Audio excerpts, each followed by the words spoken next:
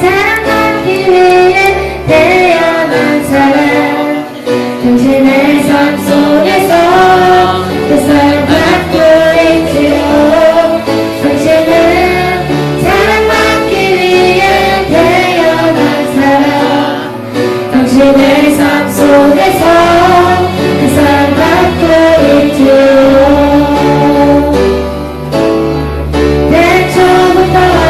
시작된 하나님의 사랑 우리의 만남을 통해 열매를 맺고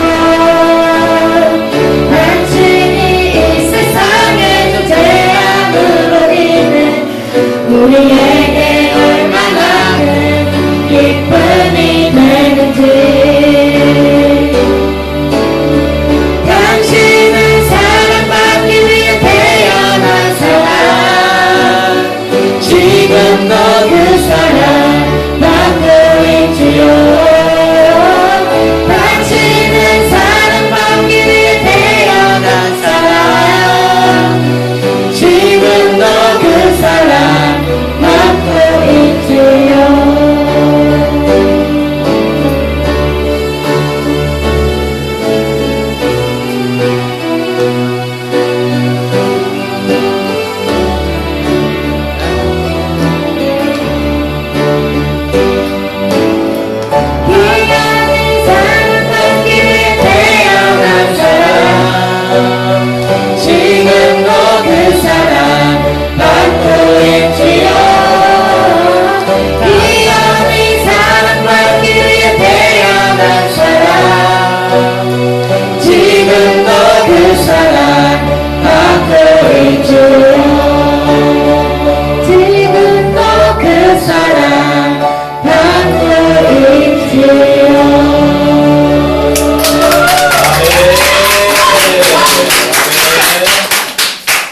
자, 이렇게 또 저녁에 찬양 준비해주고 이렇게 연습하고 열심히 해준 덕분에 이제 우리가 앞으로 아름다운 찬양이 더 아름답게 만들 줄 믿습니다.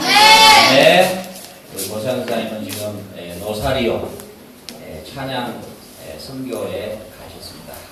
많이 기도해 주시고 많은 은혜 끼치고 오시도록 이렇게 함께 기도해 주시기 바랍니다. 자, 오늘 말씀 창세기 4장 말씀. 자, 창세기 4장 말씀.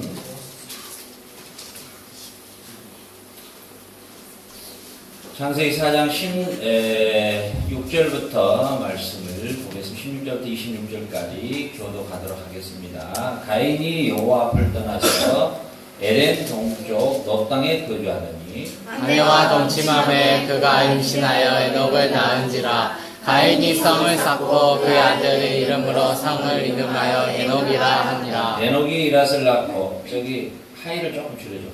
에녹이 이랏을 낳고 이랏은 무유야엘을 낳고 무유야엘은 무두사엘을 낳고 무두사엘은 라멕을 낳았더라. 라멕이 두 아들을 맞이하였으니 하나의 이름은 아다요 하나의 이름은 실라였더라. 아다는 야발을 낳았으니 그는 장막에 거주하며 가축을 치는 자의 조상이 되었고 그의 아우의 이름은 유발이니 그는 수금과 퉁소를 잡는 모든 자의 조상이 되었으며 실라는 두발가인을 낳았으니 그는 구리와 새로 여러 가지 기구를 만드는 자요 두발가인의 누이는 나아마였더라. 라멕의 아내에게 아다와 실라여 내 목소리를 들으라. 라멕의 아들이여 내 말을 들으라. 나의 상처로 말미암아 내가 사람을 죽였고 나의 사망으로 말미암아 사람을 죽였도다. 가인을 위하여는 벌이 7배일인데 라멕을 위하여는 벌이 77배이로다 하였더라. 아담이 자기 아내와 동침함에 그가 아들을 낳아 그의 이름이 셋이라 하였으니 이는 하나님의 내게 가인을 죽인 나를 주내 아들을 주었다 하며 셋도 아들을 낳고 그의 이름을 에노스라 하였으며 그때 사람들이 비로소 여호와의 이름을 불렀더라. 아멘. 아멘. 다른 마이크 다 줄였어? 빼버린 다른 마이크 다. 됐어.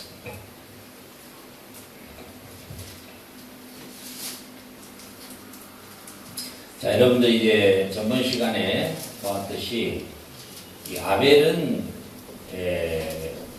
그 시대에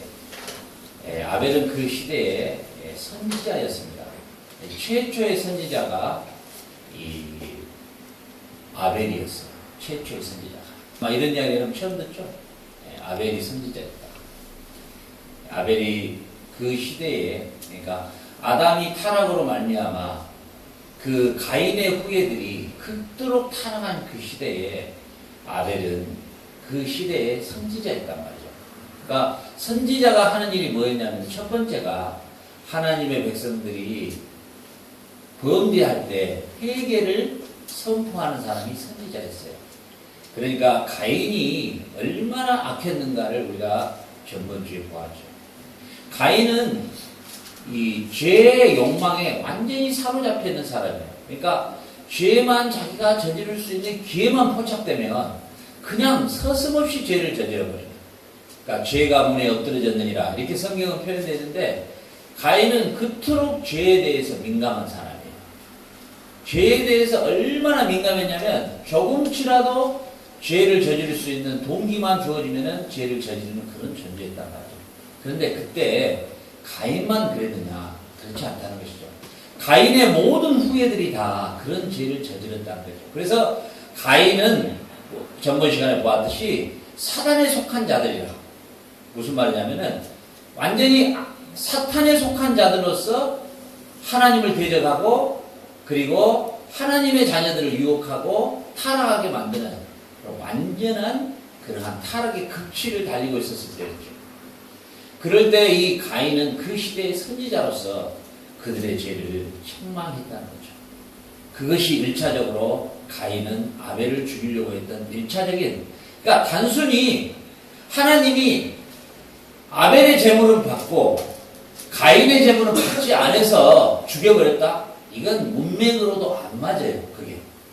그게 뭐 오늘 여러분들 여기 와서 예배를 드렸는데 내 예배는 안 받고 수리 예배만 받으셨네? 그렇다고 해서 수리를 죽이자. 뭐 그건 문맥으로도 전혀 이야기가 안 맞아요. 그렇죠. 그런데 이 아벨이 선지자였다는 것을 성경은 정확하게 기록에 놓았다는 사실이죠. 그러니까 선지자가 하는 일이 뭐냐면 첫 번째가 절대로 죄를 저지르는 백성들을 향해서 회개하라. 너희들 회개하라. 이렇게 회개를 촉구한다는 거죠. 보세요. 저는 노자라는 사람이 뭐 어떤 사람인지 나는 잘 모르겠지만 하여튼 노자, 맹자, 공자, 땡자 뭐 이렇게 나오니까 그런데 그래도 상당히 그 하나님을 모르는 사람인데도 상당히 좀 그런 대로 정확한 말을 하네. 그 사람의 말 중에 이런 말이 하나 있어요. 어떤 말이냐면은 그 사람이 내가 듣기 좋은 말을 한다면 그 사람의 말은 진실이 아니요. 그 사람의 입에서 나의 마음을 상하게 하는 말을 한다면 그 사람의 말에 진실함이 있다. 이 말이 그 하나님을 모르는 사람이 했지만은 그래도 그 당시에 현자라고 하는 그런 사람이 했지만 상당히 깊이 있는 이야기의 말을 했구나. 그래요. 그와 마찬가지로 선지자는 절대로 백성들의 길을 즐겁게 한다거나 마음을 즐겁게 하는 메시지를 줄 수가 없어요. 왜냐하면은 그 시대에 타락한 그런 타락의 상을 반드시 고발하고 질책하고 회개해야 되기 때문에. 그래 여러분 이번 여러분 수련회 때 여러분들이 두 번째 날에 배웠는데 하나님이 우리 인간에게 주신 직분 세 가지가 있는데 첫 번째가 뭐라 했습니까? 제사장. 첫 번째가 제사장. 사크리토테. 두 번째가 뭐예요? 레이. 세 번째가 뭐예요? 선지자. 프로페타. 예? 여러분 이렇게 배웠죠? 프로페타. 그러니까 우리가 이 스페인어로 프로페타라는 이 말이 선지자라는 뜻인데 하나님이 우리 인간에게 주신 하나님의 자녀에게 주신 세 가지의 직무가 왕이며 제사장이며 프로페타. 이 프로페타가 굉장히 중요하다는 거죠. 뭐냐면은 여러분들이 이 시대의 크리스찬으로서 잘못된 것을 잘못된 거라고 말할 수 있는 용기, 그리고 그 사람이 비록 조금 마음이 상할지라도 당신 그렇게 하면은 하나님 앞에 큰 죄를 저지른 것이요. 그렇게 하지 마시오. 이렇게 상대방의 마음이 상할지라도 정확하게 하나님의 말씀에 보았을 때 잘못되게 걸어가고 있다면 정확하게 말을 해줄 수 있는 우리 스리.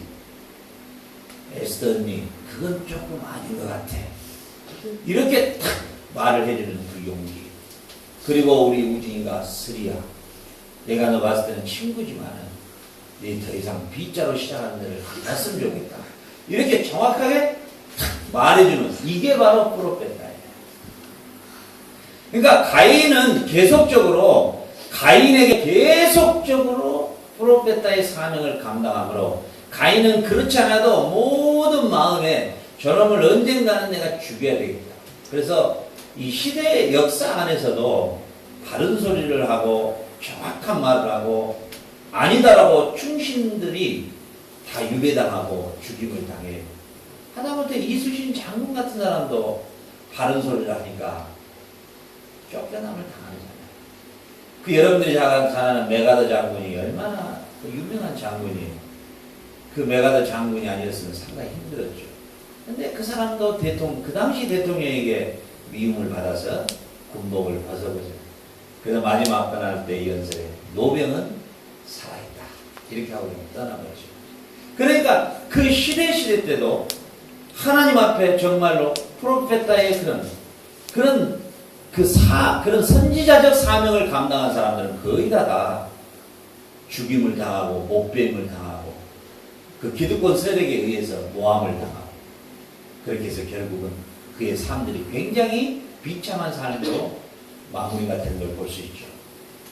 그렇기 때문에 이 아벨도 역시 마찬가지로 그 시대 때에 선지자로서의 그 사명을 감당했다라고 성경은 기록해 놓고 있다는 사실입니다. 자, 저와 여러분은 오늘 아벨의 삶을 통해서 여러분들의 삶이 모든 사람들이 다 옳다 할지라도 아니면 아니다라고 말할 수 있는 용기 있는 사람 되시기를 주의 이름으로 축복합니다. 여러분, 일본의 우찌무라 간조라는 목사가 원래 미국에 가서 유학을 갔는데 선교사에게 복음을 듣고 돌아와서 목회자가 되신 분인데 그분이 원래 고등학교 선생이었죠.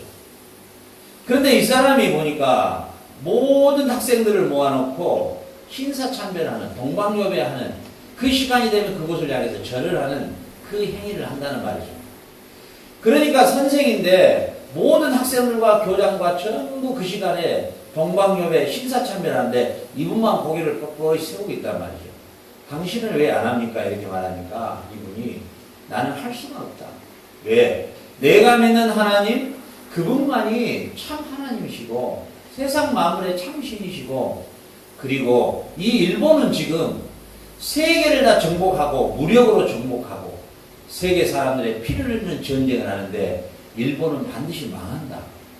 이렇게 말했다는 사실이에요.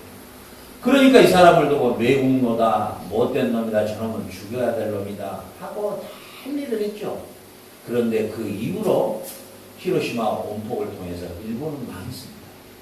그 뒤에 지금 리스트 10, 그러니까 빌보드 차트가 아니라 리스트 10, 그러니까 일본 역사에 큰 영향력을 주었던 인물 안에 이 우찌무라 간조의 목사의 이름이 들어있다는 사실이에요. 왜? 그래도 일본 사람들이 그나마라도 양심을 가지고 있는 사람들이다. 그래도 그 사람이 그 시대에 쓴소리를 했는데 그 사람의 말이 시대를 볼 줄 아는 안목 있는 역사관을 가지는 위대한 인물이었다는 것을 인정했다는 거죠. 우리 크리스찬들의 힘이 뭐냐면요. 우리 크리스찬들은요. 그냥 아멘 할렐루야 아멘 할렐루야 이게 아니에요. 우리나라가 독립할 때 독립투사의 80%가 크리스찬이었어요. 그러니까 이 진정한 크리스찬이라는 건 뭐냐면은 국가관, 소위 말하면은 역사관, 소위 말하면은 흑백관, 아니면 아니고 기면 기예요.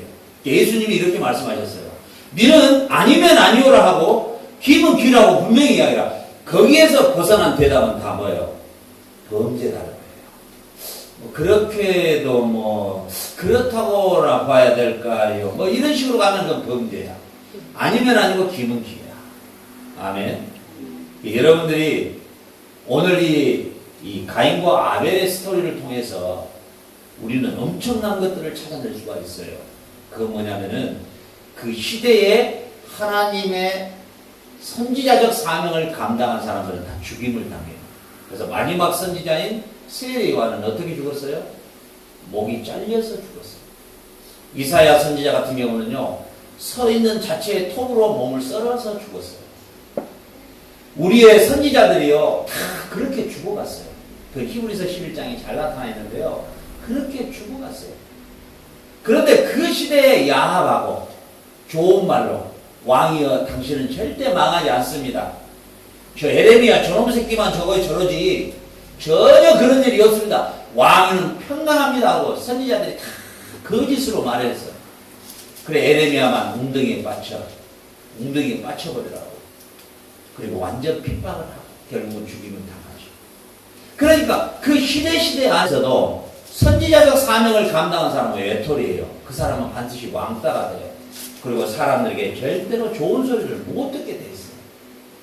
이런 사람을 갖다가 뭐라고 말하냐면은 예수님께서는 심령이 가난한 자, 복이 있나니, 이런 사람을 심령이 가난한 자, 구루터기, 남은 자, 이런 별명을 붙여주는 거예요. 오늘 여러분들이 가인과 아벨의 이 사건을 통해서 이 시대에 남은 자 되시길 주여를 축원합니다. 아멘. 여러분들이 이 시대에 선지자적 사명을 감당하고 아니면 아니다라고 말할 수 있는 용기 있는 사람. 아멘. 그리고 그 사람의 얼굴 앞에서 못할 말이면은 차라리 안 하는 게 낫습니다. 그 사람 얼굴 앞에서 할 수 있는 말이면은 누구에게든지 하도 되는 것이에요. 무슨 말이냐면 내가 직언을 할 수 있는 용기를 가져야 돼요. 당신은 그건 아닙니다. 그건 잘못된 것입니다. 이렇게 분명하게 아니면 아니고 기는기고 이걸 확실하게 말할 수 있는 용기 있는 사람이 돼야 되는 거예요. 그래서 세상 사람들의 인간의 처세술, 7가지 처세술, 인간관계의 대화법, 뭐 이런 것들을 많이 요즘에 시중에 책들이 나와 있죠. 그런데 그 책들을 읽어보면요, 하나같이 예문이고 아니오면 아니오가 아니에요. 전부 중간 단계예요. 사람의 감정을 기쁘게 해주고 욕구를 충족해주고 이런 것들을 소위 말하면 대화법이다, 처세법이다 그러는데 성경에서는 전혀 그렇게 말하고 있지가 않아요. 성경에서의 대화법은요, 아니면 아니고 기면 기. 예수님이 분명히 말씀하셨어요. 네가 아니면 아니오고 기면 기라고 예문에 아니면 아니오라고만 대답해라. 거기에서 벗어난 것은 다 죄라고 이렇게 말씀하십니다. 오늘 이 아벨의 삶이 어떤 삶이었느냐? 우리 마태복음 23장 34절에 보면요. 그러므로 내가 너희에게 선지자들과 그리고 지혜 있는 자들과 서기관들을 보내줬다 이렇게 말해요. 보세요. 예수님은 하나님이시죠. 하나님이신 예수님이 아담의 타락을 하고 난 뒤부터 바로 선지자를 보내줬다는 거예요. 알파와 오메가이시기 때문에 이 말씀은 아담의 타락 이후로 이미 내가 너희에게 선지자들, 지혜 있는 자들을 보내줬다는 거예요. 자, 그 중에 더러는 죽이고 여기에 첫 번째 죽임을 당한 사람이 누구냐? 바로 아벨이라는 사실이에요. 알겠죠? 마지막 십자가에 못 박고 뭐예요? 예수님을 말씀하는 것이죠. 더러는 회당에서 채찍질하고 이 동네에서 저 동네로 구박하리라. 이건 모든 선지자들 다 포함한 거예요. 그러니까 첫 번째 선지자가 누구였냐면은 아벨이라는 사실이에요. 아벨은 그 시대에 선지자적 사명을 감당했다는 거예요. 더 구체적으로 나옵니다. 마태복음 23장 35절에 아벨에 대해서 정확하게 예수님이 말씀하셔요. 이 말씀은 예수님 말씀이세요. 이건 곧 하나님 말씀이세요. 뭐라고 말씀하세요? 그러므로 의인 아벨의 피로부터, 첫 선지자 아벨의 피로부터, 왜? 가인에게 죽었던 아벨, 그 피를 말하는 거예요. 그 아벨의 피로부터 성장과 제단 사이에 너희가 죽인 바가라의 아들 사가라 선지자 피까지 땅 위에서 흘린 의로운 피가 다 너희에게로 돌아가리라. 여기 안에는 마지막 선지자 세례 요한까지 포함되어 있는 이야기를 하는 거예요. 무슨 말이에요? 첫 번째 선지자 의인 아벨, 선지자 의인 아벨 피부터 마지막 선지자 세례 요한의 피가 무슨 말이에요? 너희들이 선지자들을 보냈는데 그 선지자들을 다 너희들이 죽였다. 이해가십니까? 그래서 아벨은 아마 여러분 지금까지 신앙생활 해오면서 아벨이 선지자였단 말은 아마 여러분 들어본 적도 없을 거예요.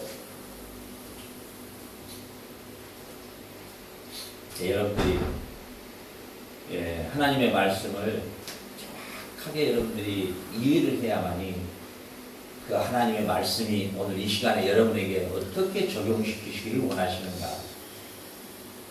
그렇죠?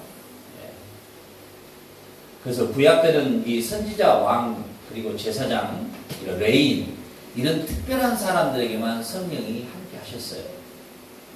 그런데 예수님의 그리스도의 십자가의 죽으심과 부활하심을 통해서 예수님을 구주로 믿는 여러분들에게 성령님이 함께 계시는 거예요. 그러면 여러분은 이 시대의 선지자가 되는 것이에요. 알겠죠? 여러분은 이 시대의 선지자로서의 이 선지자의 사명을 감당해야 된다는 거죠. 그래서 아름다운 인간관계와 좋은 인간관계, 성경적 인간관계는 무엇이냐?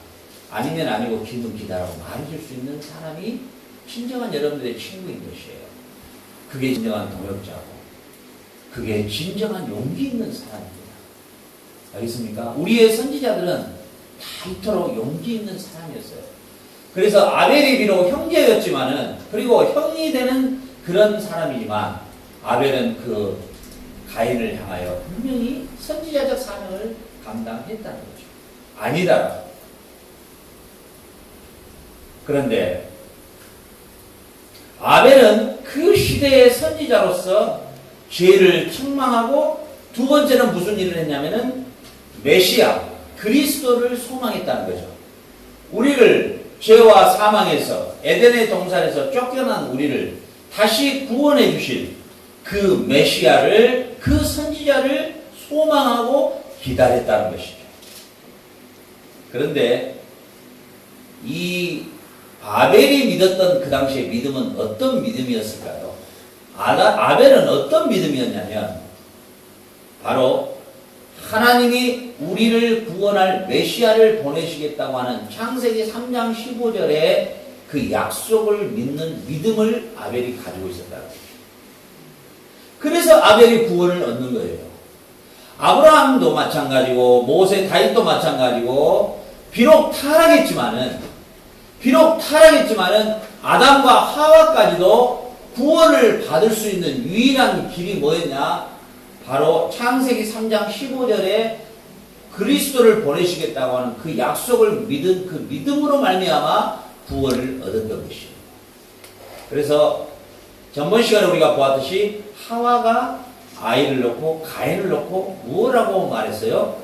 내가 아들을 등남했다. 이렇게 한글은 기록되어 있는데 그 의미가 뭐라고요? 내가 이 아들이 메시아이기를 바란다. 이런 뜻이에요. 내가 이 아들이 세상을 구원할 구주, 하나님이 창세기 3장 15절에 약속했던 그 메시아이기를 내가 소망합니다. 이런 신앙 고백이에요. 그게 가인이에요. 그러니까 이 하와는 철저하게도 하나님이 약속한 메시아를 소망하고 있었던 사람이라는 것을 알 수가 있는 것이죠.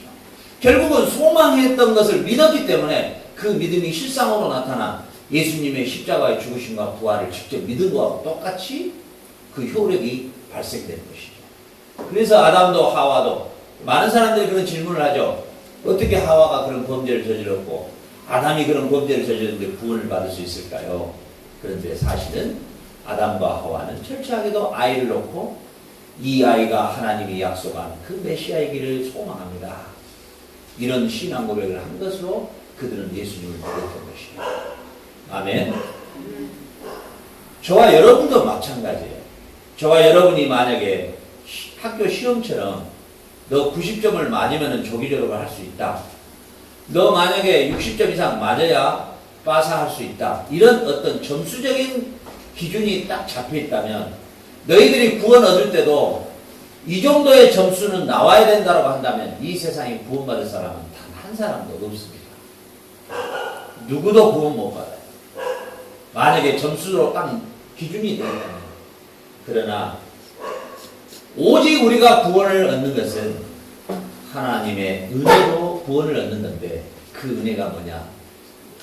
우리 주 예수 그리스도를 믿는 자마다 구원을 주시는 하나님의 은혜, 이는 차별이 없다.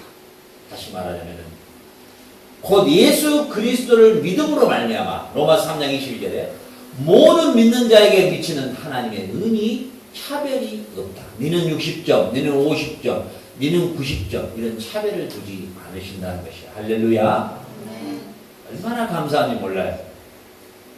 우리가 하나님 말씀대로 살려고 하고 성령의 인도하심을 받고 살려고 하고 이 땅에 살 때 타락하지 아니하고 세속에 물들지 아니하고 하나님의 영광을 위해서 살려고 몸부림치는 것은 차별이 없는 하나님의 의로 우리를 구원해 주신 그 은혜가 감사해서 우리가 하는 것이지 그것을 잘함으로 내가 구원을 얻으려고 하는 건 아니에요.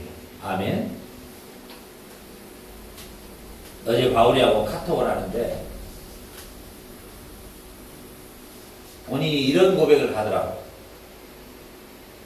내가 비록 이 미국 땅에서 조금 비틀어지더라도 그럴지라도 하나님은 나와 함께 하시고 내가 비록 어려운 유혹과 시험이 내게 온다 할지라도 그래도 하나님은 나와 함께 하심을 내가 믿는다.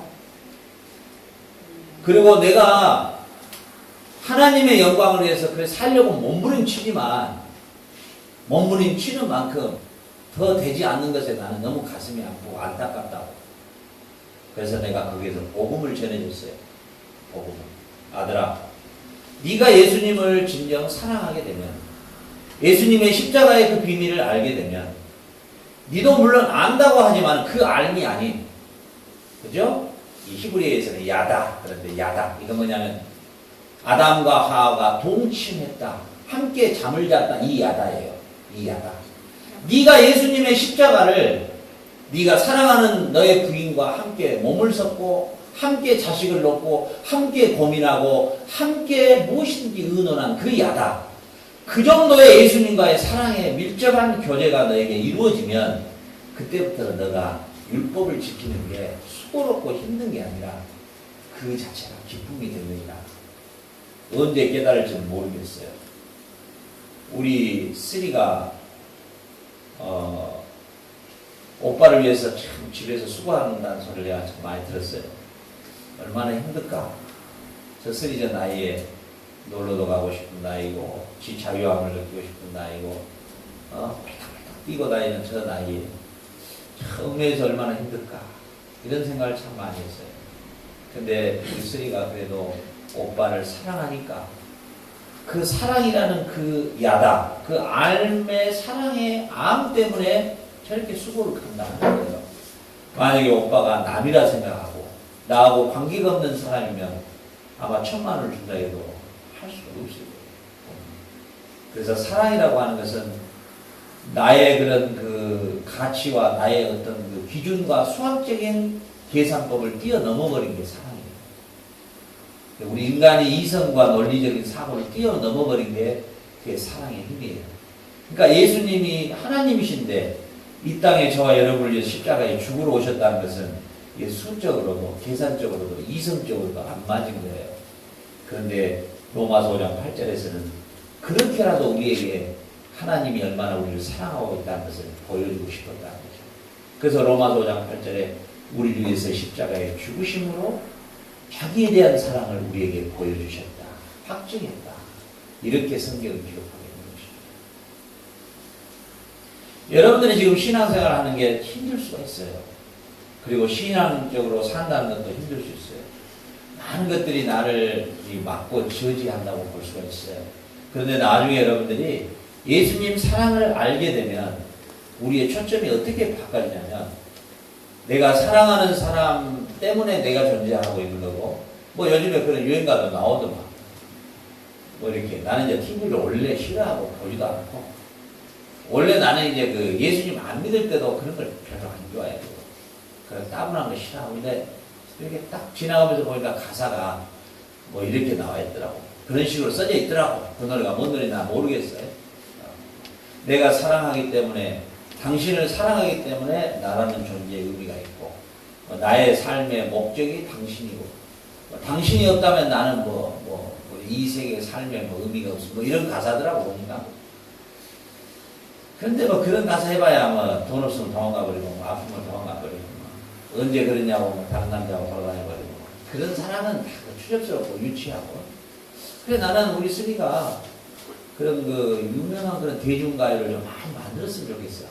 그 신앙에서 주님을 만나고 그 주님의 사랑을 노래하는 그러면서 그 보통 사람들이 논하고 있는 그런 사랑의 깊이 그런 게 말고 그런 단어 말고 그건 너무 유치하니까 그런 것들은 오히려 노래를 만들어서 반대로 고발해버린 거예요.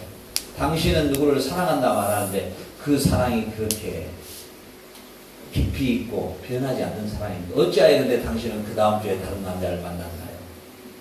그때 만날 때 그 진실이 나눴던 그 사랑은 어디로 갔나요? 이런 노래들을 좀 만들었으면 참 좋겠다. 나는 그러고 싶어.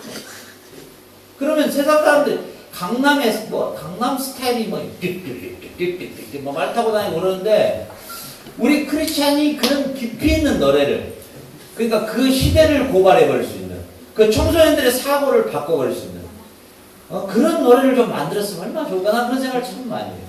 그래서 내가 바구리를 어렸을 때부터 이 피아노 작사 작곡을 하고 내가 그런 노래를 좀 너가 많이 만들어내라.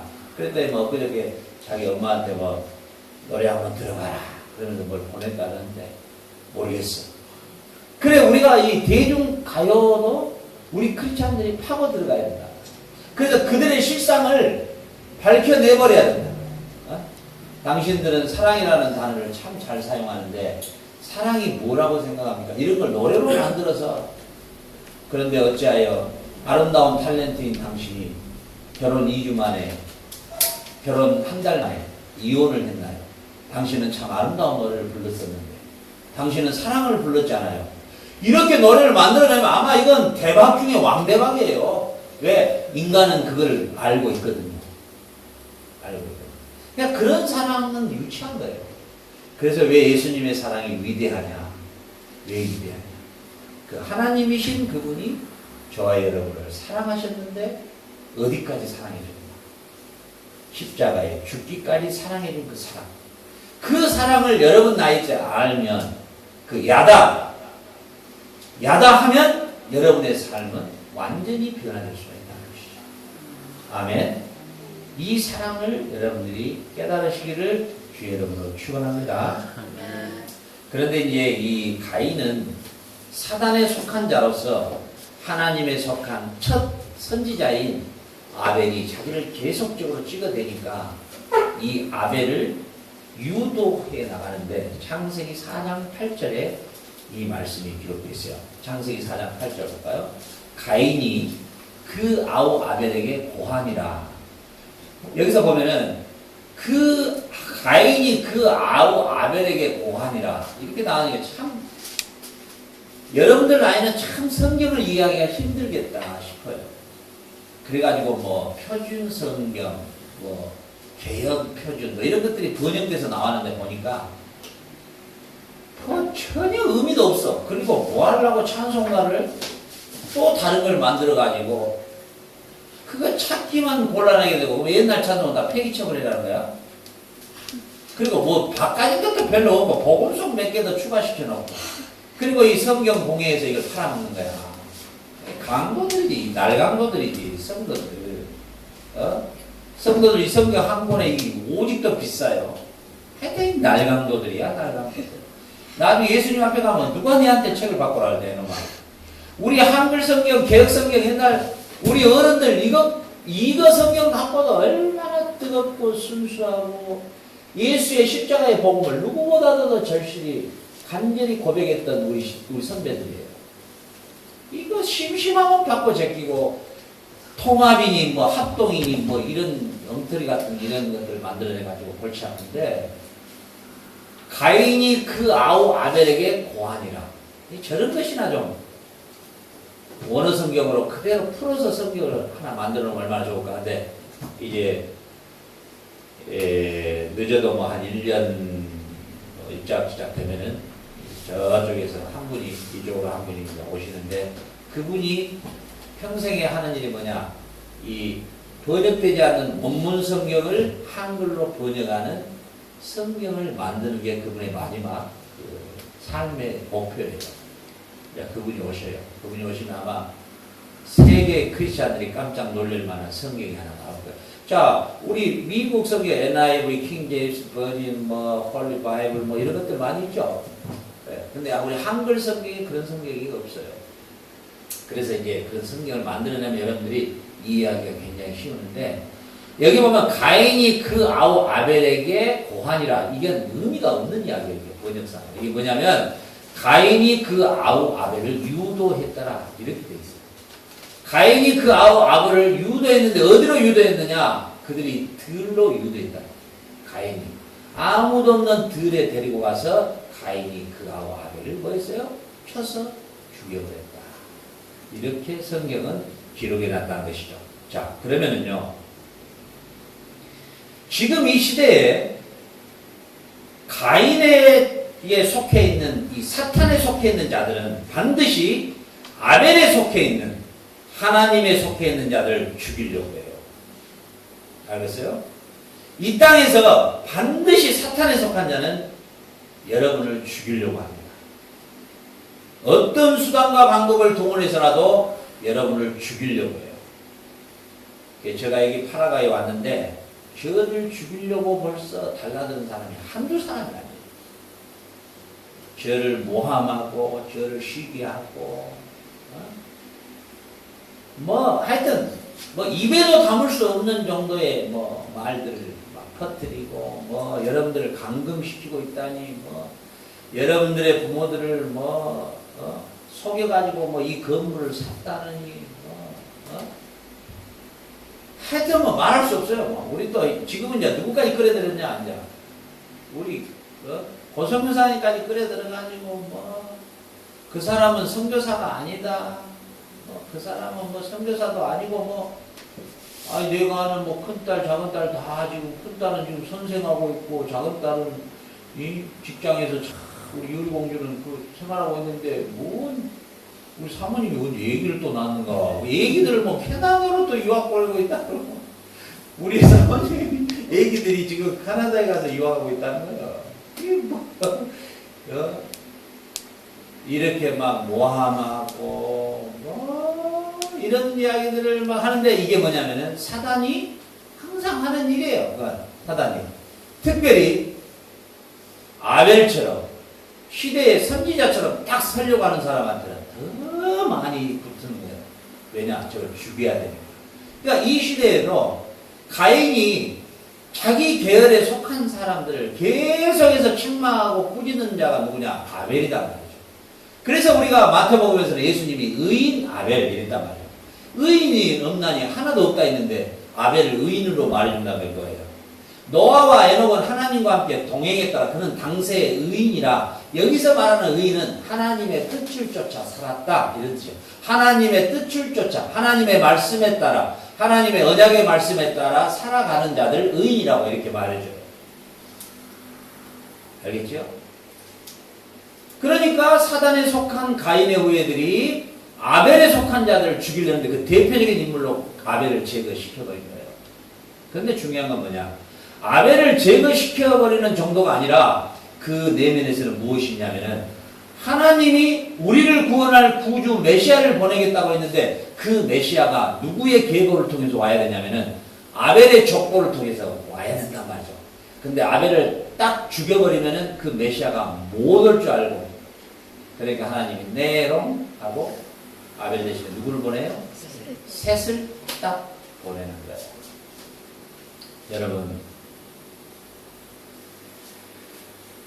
우리 이 시대의 선지자적인 삶을 살아가는 아벨의 계열에 붙어서 살아가는 사람들이 당해야 하는 이 구약 때에 그렇게 아벨의 계열에 아벨 대신에 셋이 왔죠? 그 셋의 계열에 살았던 사람들 그 사람들의 삶이 어떠했음을 오늘 히브리서에서는 잘 기록해 놨습니다.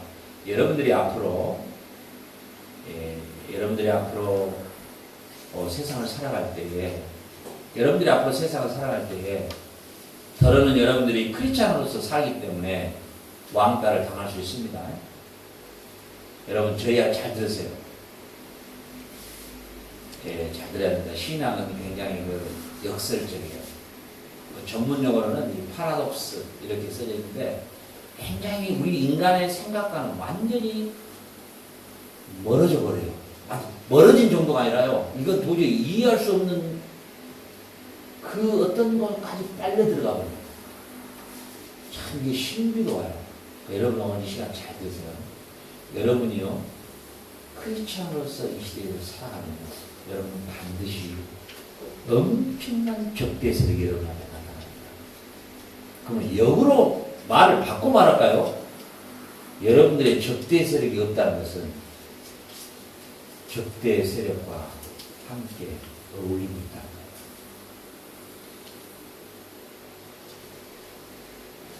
다시 말해줄게요. 여러분들이 크리스찬으로서의 삶을 살아가는데 여러분들의 삶이 평탄하다. 인간의 관계가 평탄하다. 그러면은 그 불의의 세력과 함께 살아가고 있는 것이에요. 성경은 아벨의 계열에 속해서 살아가는 사람들은 하나님에 속한 자로서의 삶을 살아가는 사람들은 이런 삶을 살았다라고 성경은 기록해 놓은 게 바로 히브리서예요. 히브리서 누가 믿음짱 그런데 어떻게 저렇게 말을 잘 만들어낼까? 그 믿음하고는 전혀 관계가 없는 이야기예요. 그건 히브리서 11장은 뭐에 대해서 이야기하냐면 아벨의 계열에 속해서 살았던 신앙인들의 삶이 어떠했으며 그리고 하나님이 타락한 아담에게 메시아를 보내주겠다고 약속했는데 그 메시아를 보내주겠다는 약속을 붙들고 살아간 구약의 성도들은 어떻게 살았느냐 그것을 아브라함, 이삭, 야곱도 쭉 설명을 해주고 있는 게 11장이에요. 그래서 전체를 다 보면 좋겠는데 그들의 삶이 어떠했는가 오늘 히브리서 13장 34절부터 보면 불의 세력을 멸하기도 하며 칼날을 피하기도 하며 연약한 가운데서 강하게 되기도 하며 전쟁에서 용맹된 이방 사람들의 진을 물리치기도 하며 이것은 다윗을 두고 이야기하는 거예요. 위로 올려보세요. 11장 35절에 보면 여자들은 자기의 죽은 자를 부활로 받기도 하며 또 어떤 이들은 더 좋은 부활을 얻고자 하여 악행을 받되 구차히 면하지 아니하며 뭔 말이에요? 감옥에 갇히고 돌에 맞아 죽고 목을 잘려서 죽고 톱에 켜서 죽어도 이런 형편 속에서도 뭐예요? 이들은 결코 그들과 함께하지 않았다는 거예요. 아멘. 내가 죽을지언정 내가 이 순간에 구차하게 내가 목숨을 내가 구걸하지 않겠다는 거예요. 너 크리스찬이야? 너 예수를 구주로 믿어? 안 믿는다 하면 넌 살 것이고 믿는다 하면 넌 죽어. 그런 구차하게 목숨을 연연하려고 피하지 않았다는 거예요. 36절 그 다음 또 어떤 이들은 아벨 같은 삶을 살기 때문에 희롱을 당하고 채찍질을 당하고 옥에 갇히고 많은 시험도 받았다.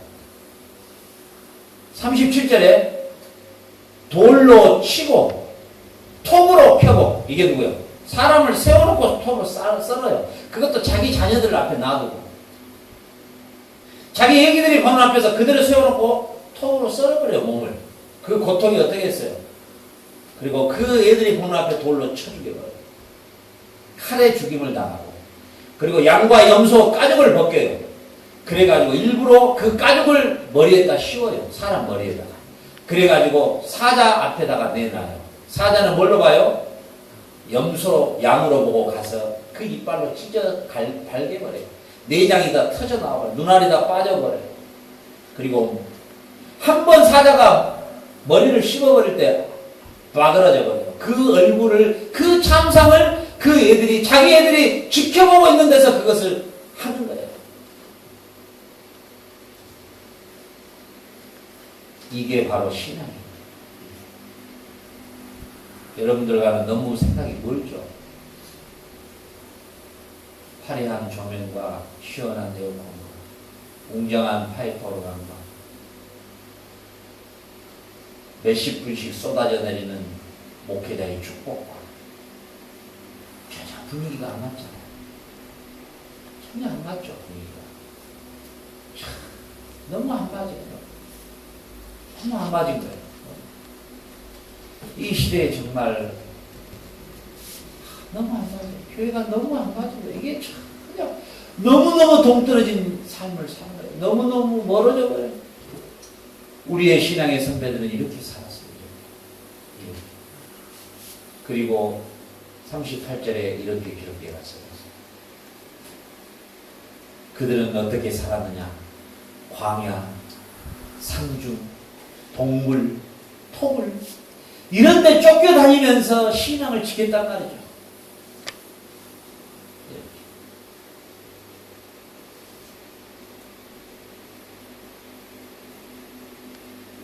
하나님 30평에서 50평 주시옵시고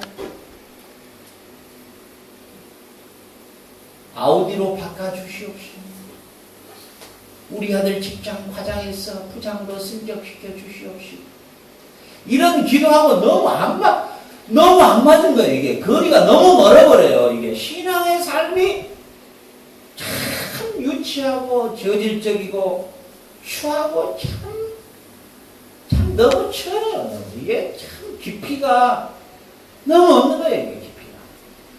우리의 신앙의 선진들 아벨에 속해 있는 우리 크리스찬들은 광야와 산중과 아벨과 토굴에 유리할지라도 예수 그리스도 한 분으로 만족한 거예요. 내가 주님 때문에 광야와 산중과 새방사리와 밑바닥을 살아도 예수 이름 때문에 내가 이렇게 삶이 기쁨인 거예요. 그거 자체가 힘이에요. 그게 크리스찬이에요. 그게 크리스찬. 그래서 히브리서 기자는 마지막에 이런 사람을 세상이 이겨내지를 못한다. 이런 사람을 세상은 감당할 수가 없다고. 우리 크리스찬은 감당을 못하는 존재예요. 감당을 못하는 존재예요. 이 악독한 네로나 시자나 도미치안이나 이런 황제들 앞에 사자가 되도 웃어버리고 갔던 사람들이 우리 선배들이에요. 불에 화형을 당해도 웃고 가고 너는 기둥에다 묶어서 불에 태워야 되겠다 이러니까 no. 내가 마지막 죽음에서 너희들에게 보여줄 게 있다. 내가 만약에 너희들이 불을 태워서 나를 죽일 때에 내가 비명을 지른다거나